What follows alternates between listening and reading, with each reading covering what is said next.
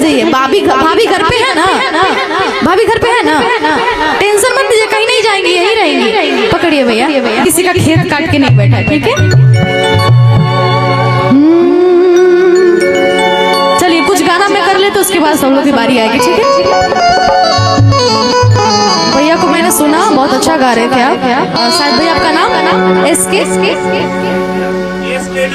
SK D राजा। चलिए बहुत अच्छा उनकी आवाज सुन रही थी। एसके डी राजा, सॉरी पीछे मिनट।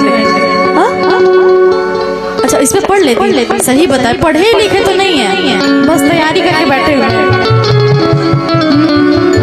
अजय शिवानी जी, आप तो मेरी बेस्ट फ्रेंडा बन गई हैं, बेस्ट फ्रेंडा।